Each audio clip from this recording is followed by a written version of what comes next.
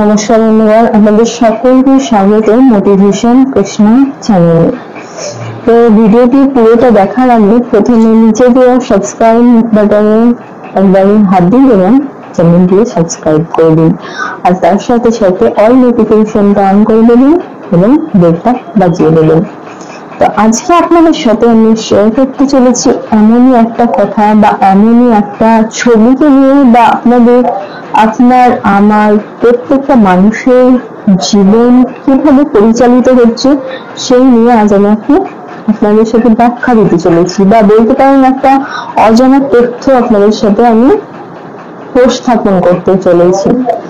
তো নিচে এই ছবিটা আপনারা দেখতে পাচ্ছেন, যেখানে একটা গাছ রয়েছে এবং সেই গাছটাকে একটা হাতি তার সুর দিয়ে অনবরত নাড়িয়ে যাচ্ছে, ঘুরিয়ে যাচ্ছে।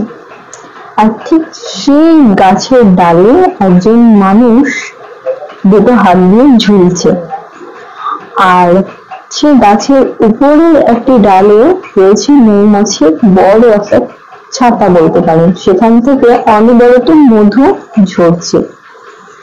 আর সেই গাছের নিচে রয়েছে অনেক সাপ, যারা উপরের দিকে সে মানুষটির দিকে তাকিয়ে আছে যে কখন মানুষটির নিচে পড়বে, আমরা তাকে ছোবল মারবো। আর ঠিক পাশেই ময়ূরপক্ষী রথে বসে রয়েছেন আমাদের ভগবান শ্রীকৃষ্ণ। তিনি হাত বাড়িয়ে রয়েছেন সেই মানুষটির দিকে। আসলে কি জানেন, এই যে হাতিটি গাছটাকে নাড়াচ্ছে, এই হাতিটি হচ্ছে আপনার পেরিয়ে আসা অতীত, যে আপনাকে ঝাঁকিয়ে ঝাঁকিয়ে সে অতীতের দিকে ফিরিয়ে নিয়ে যেতে চাইছে। আর এই যে নিচে সাপগুলো দেখছি, এই সাপগুলো হচ্ছে আপনার ভবিষ্যৎ। আপনি কিন্তু জানেন না ভবিষ্যতে আপনার জন্য কি অপেক্ষা করছে। আপনি কি জানেন যে ভবিষ্যতে সাপগুলো আমাকে কামড়ে ফেলবে বা আমি মরে যাব। আর আপনি যে গাছের ডালটা ঝুলছেন, সেই ডালটা হচ্ছে আপনার বর্তমান। আপনি বর্তমান গাছের ডালটা ঝুলে, আর আপনি ভগবান শ্রীকৃষ্ণ দিয়ে কেন যাচ্ছেন না?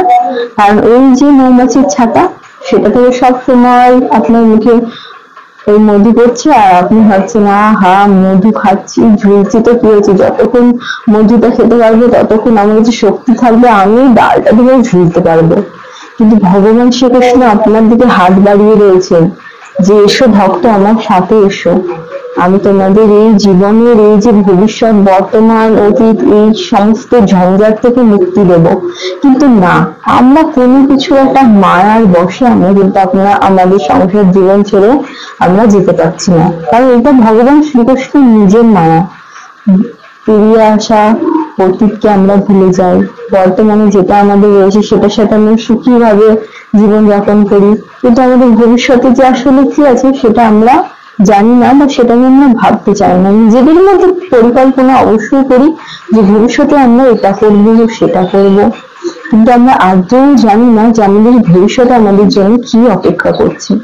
তো এই যে ভিডিওটা আপনাদের কেমন লাগলো আপনারা কমেন্টে অবশ্যই জানাবেন, আর এইরকম ভিডিও পেতে মোটিভেশন কৃষ্ণ চ্যানেলকে অবশ্যই সাবস্ক্রাইব করবেন এবং পাশে থাকা বেল আইকন বাজাবেন এবং নোটিফিকেশন অন করে দেবেন, অল নোটিফিকেশন। ধন্যবাদ। হরে কৃষ্ণ, রাধে রাধে।